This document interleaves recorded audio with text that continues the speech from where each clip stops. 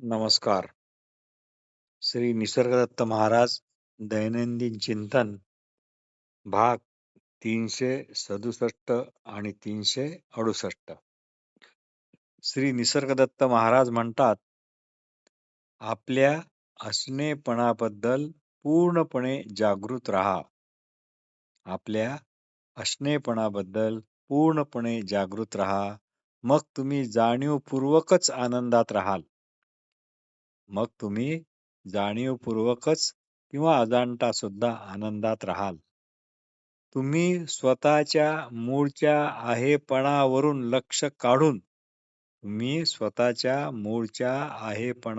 लक्ष काढून जे तुम्ही नाही त्याकडे लक्ष लावता, त्यामुळे तुमची मूळची सुस्थितीची खुशालीची जाणीव मात्र गमावून बसता.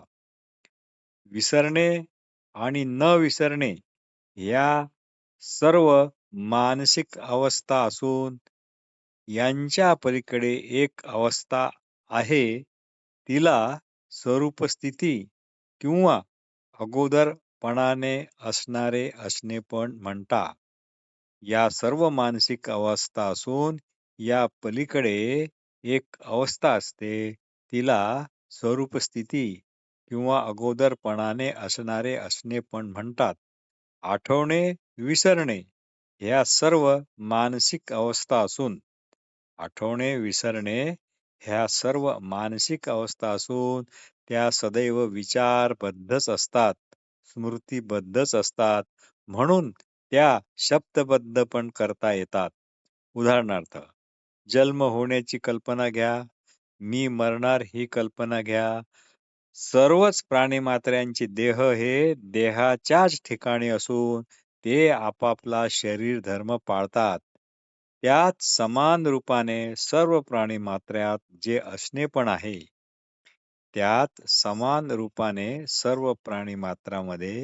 असणेपण आहे, त्याच्या जन्म-मरणाचा प्रश्नच कुठे येतो? दररोज लक्षावधी लोक जन्म घेत असतील, लक्षावधी लोक मरत पण असतील.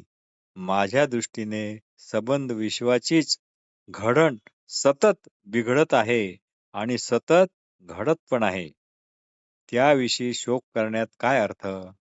आपण देह आहोत ही देहबुद्धी एकदा सोडली की मग इच्छा, भीती इत्यादीचा काही प्रश्नच येत नाही. तो जीवन जगण्याचा एक भाग बनतो.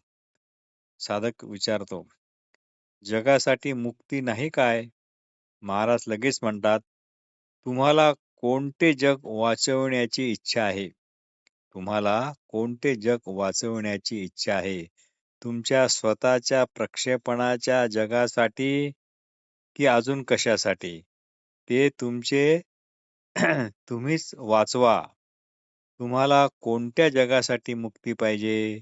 माझ्या किंवा इतरांच्या जगाविषयी बोलायचे झाले तर मी किंवा इतर लोक त्यांच्याबद्दल त्यांचे किंवा मी माझे पाहून घेईल. मला स्वतःपासून वेगळ्या अशा, ज्याचे रक्षण करण्यास किंवा न करण्यास मी स्वतः मोकळा आहे, अशा जगाची जाणीव नाही. तुम्हालाच तुमच्याच जगापासून रक्षण करण्याची नितांत गरज असताना तुम्ही इतरांच्या जगाचे रक्षण करण्याचा भानगडीत का पडता? यावर साधक हा विषय सोडूनच देतो. साधक म्हणतो, संतापेक्षा अधिक दुःख तर कोणीच भोगले नाही. महाराज विचारतात, अहो त्या संतांनी तुम्हाला तसे येऊन सांगितले आहे काय की तुम्हीच तसे म्हणता? संत जीवनाचे मर्म हे चालू क्षणाच्या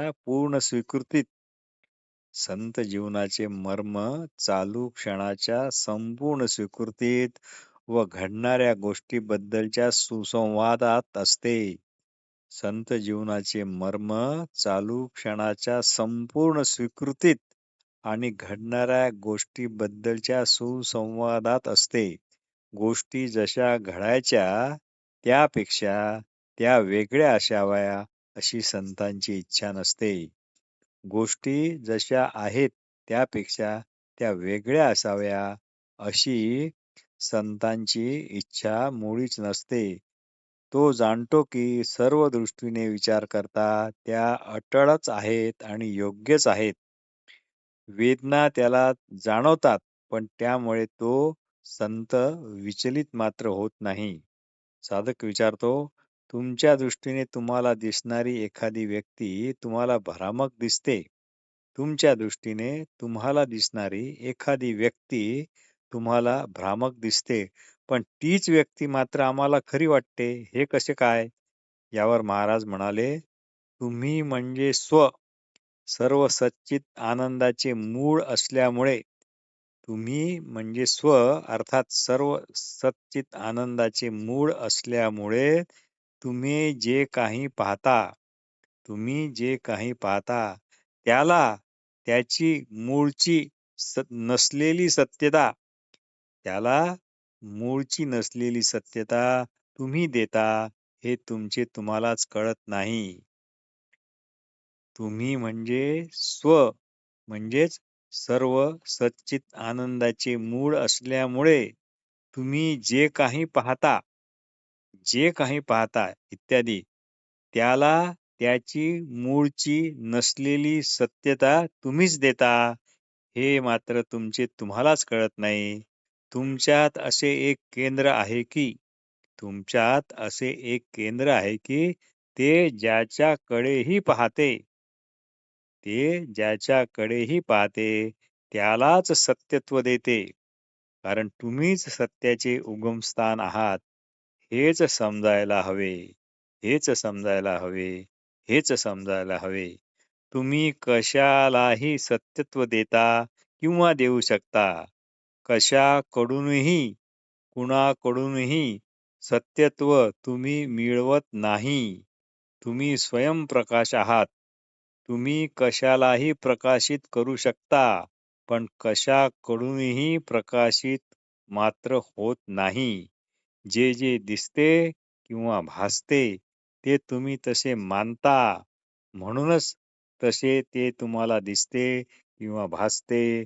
तुम्हीच त्याला तशी सत्यता दिलेली आहे. हे तुम्ही अमान्य करा, नाकारा. मग दिसण्या भासण्याचा सर्व डोलारा कोसळलाच म्हणून समजा. हे तुम्ही अमान्य करा, नाकारा. मग दिसण्या भासण्याचा सर्व डोलारा कोसळलाच म्हणून समजा.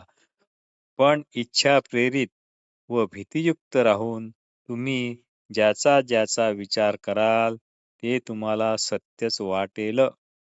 पण इच्छा प्रेरित आणि भीतियुक्त राहून तुम्ही ज्याचा विचार कराल ते तुम्हाला सत्यच वाटेल आणि ते सत्य मात्र असणार नाही. कशाकडेही इच्छा व भीती सोडून पहा. मग त्यातील सत्यत्व हे आपोआप गळून पडेल.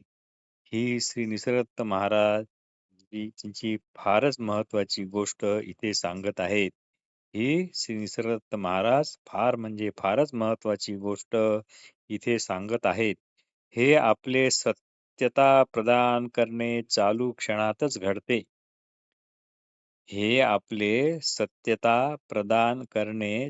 क्षणातच घडते. अन्य वेळी नाही. कारण भूतकाळ तर सरलेला आहे आणि भविष्यकाळ आलेला नाही. आपले अगोदरपणाने असणारे असणेपणच चालू क्षणातच कशालाही सत्यता प्रदान करत असते. जसा अगोदरपणाने असणारा कागद त्यावरील चित्राला किंवा लिखाणाला किंबहुना त्यावरील कोरेपणाला पण सत्यता देत असतो त्याप्रमाणे. भाग 368 निसर्गदत्त महाराज म्हणतात काल मर्यादित असून अंतहीन वाटतो. काल मर्यादित असूनही अंतहीन वाटतो, पण शाश्वतता ही याच अक्षुण्य वर्तमानात असल्यामुळे एका क्षणाइतकीच असते. एका क्षणार्धातच असते. त्यामुळे आपल्या ते लक्षात येत नाही. कारण आपले भूत भविष्य काळात सारखी ये-जा चालू असते. कारण आपली भूत भविष्य काळात सारखी ये-जा चालू असते. अक्षुण्य वर्तमानात थांबण्याचा आपल्याला धीर नाही. अक्षुण्य वर्तमान काळात थांबण्याचा आपल्याला धीर नाही. आपण थांबतच नाही. पण या थांबण्याचे जर महत्त्व कळले, पण या अक्षुण्य वर्तमान काळात थांबण्याचे जर महत्त्व कळले, म्हणजेच काय त्याची गोडी लागली, की मग मात्र ते सर्व सहज शक्य होते. ही गोडी केवळ आपण काय आहोत हे जाणण्याच्या तळमळीनेच होऊ शकते. आपण सध्या स्वतःला जे काही समजतो, ते आपण मुळीच नाही. आपण सध्या स्वतःला जे काही समजतो, ते आपण मुळीच नाही. हे जाणण्याची इच्छाच खरे म्हणजे परिपक्वतेचे लक्षण आहे.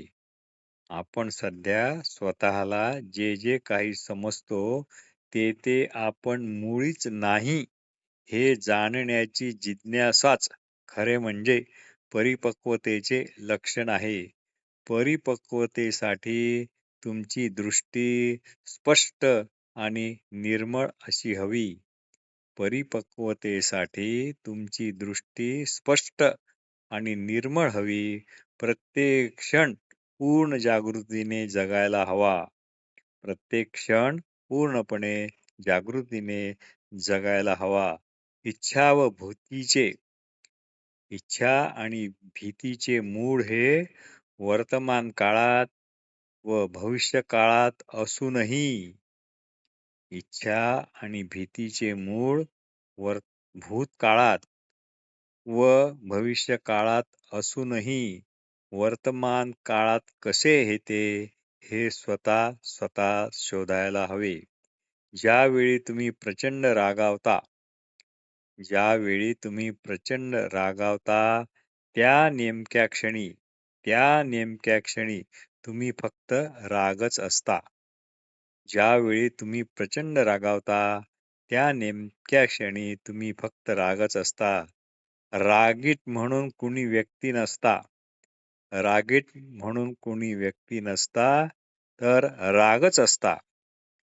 ज्यावेळी तुम्हाला एखाद्या विषयी प्रचंड दया वाटते, ज्यावेळी तुम्हाला एखाद्या व्यक्तीविषयी प्रचंड दया वाटते, त्या नेमक्या क्षणी तुम्ही मूर्तिमंत दयाच असता. दयाळू नसता. म्हणून व्यक्ती नसता. म्हणूनच आपण म्हणतो, संत हे मूर्तिमंत दयाच आहेत. ज्यावेळी तुम्हाला प्रचंड भीती वाटते, त्या अक्षुण्य वर्तमान क्षणी ज्यावेळी तुम्हाला प्रचंड भीती वाटते, त्या अक्षुण्य वर्तमान क्षणी नेमक्या क्षणी तुम्ही मूर्तिमंत भीतीच असता. भयभीत अशी व्यक्ती नसता. हे अतिशय महत्वाचे आहे. भयभीत अशी व्यक्ती नसता. ज्यावेळी तुम्ही ध्यानात खोलवर डुबलेले असता, त्यावेळी तुम्ही फक्त ध्यानच असता. ज्यावेळी तुम्ही खोलवर डुबलेले असता, त्यावेळी तुम्ही फक्त ध्यानच असता. ध्यान करणारा असा कुणीच नसता. ध्यान करणारे कुणी ध्यानी अशी व्यक्ती नसता. म्हणूनच निसर्गदत्त महाराज नेहमी म्हणत, ध्यानी होऊ नका तर ध्यान करणारे होऊ नका तर ध्यान व्हा. ज्ञानी नका होऊ तर ज्ञान व्हा. समाधानी नका राहू तर प्रत्यक्ष समाधानच असो. श्री निसर्गदत्त महाराज म्हणतात, खऱ्या तळमळीतूनच शक्ती प्रवाहित होते. हे अतिशय महत्वाचं आहे. निसर्गदत्त महाराज म्हणतात, खऱ्या तळमळीतूनच शक्ती प्रवाहित होते. किंवा एखाद्या गोष्टीचे किती महत्त्व आहे हे मनापासून कळले की किंवा एखाद्या गोष्टीचे किती महत्त्व आहे हे मनापासून कळले की अशा कळण्यात सुद्धा शक्ती प्रवाहित होत असते. अशा कळण्यात सुद्धा शक्ती प्रवाहित होत असते. जर महत्त्वच कळले नाही, तळमळच नाही, तर आपल्याला तळमळतच राहावे लागेल, हे लक्षात ठेवा. आता तुम्ही विचाराल, ही तळमळ कशी प्राप्त होते? हे महत्त्व कसे कळावे?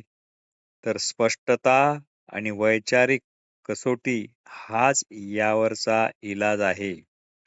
भ्रामक जगात म्हणजे आपणच आपल्यापुरते इच्छा आणि भीती यांच्या आहारी गेल्यामुळे जे स्वप्नवत जगत म्हणजेच काय मानसिक जगत ज्यात आपल्याला भूतकाळ भविष्यकाळ खरे वाटतात अशा आपापल्या जगात आपण वावरत आहोत हे समजणे हवे. प्रत्येकाचे असे स्वप्नवत मानसिक जग वेगवेगळे आहे. आपल्याच भ्रामक स्वप्नवत मानसिक जगाची तपासणी करा.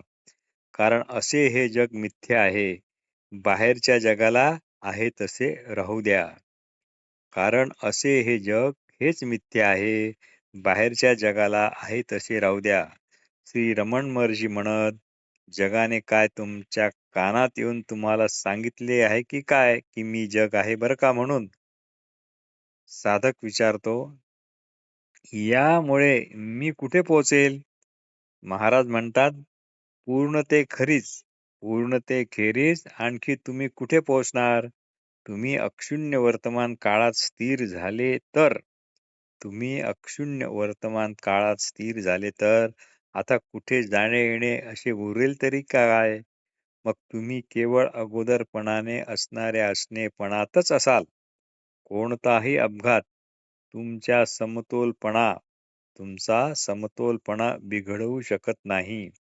कोणताही अपघात तुमचा समतोलपणा बिघडवू शकत नाही. मग देह जिवंत आहे की मरतो आहे याचा ज्ञानी माणसाला काही फरक पडत नाही. साधक विचारतो, जगाशी संपर्क ठेवण्यात आपल्याला जगाची गरज नाही का वाटत? साधक विचारतो, जगाशी संपर्क ठेवण्यात आपल्याला जगाची गरज वाटत नाही काय? महाराज म्हणतात, तुम्ही ज्या जगाबद्दल विचार करता ते जग तुमच्या स्वतःच्या मनात आहे. ते जग तुमच्या स्वतःच्या मनात आहे. ते तुम्हीच तुमच्या इच्छा, भीती यांनी केवळ तुमच्या करताच निर्माण केले आहे. ते स्वप्नवत आहे. ते तुमच्या स्मृतीचे प्रक्षेपण आहे. भूतकाळातून आलेले आहे. भविष्याच्या कल्पनेने आलेले आहे. परंतु परंतु अक्षुण्य वर्तमान काळात असणाऱ्या शुद्ध जाणीवेचा स्पर्श हा नेहमी करताच अक्षुण्य वर्तमानातच असतो आणि अगोदरपणाने असणाऱ्या असणेपणा तर केवळ अक्षुण्य वर्तमान काळातच आहे. त्याच शुद्ध जाणीवेच्या बिंदूनेच सत्याचा स्पर्श घडत असतो. म्हणजे शुद्ध जाणीवेचा बिंदू हा केवळ आणि केवळ चालू क्षणीच म्हणजे वर्तमानातच असतो. श्री निसर्गदत्त महाराज म्हणतात, तोच क्षण असा.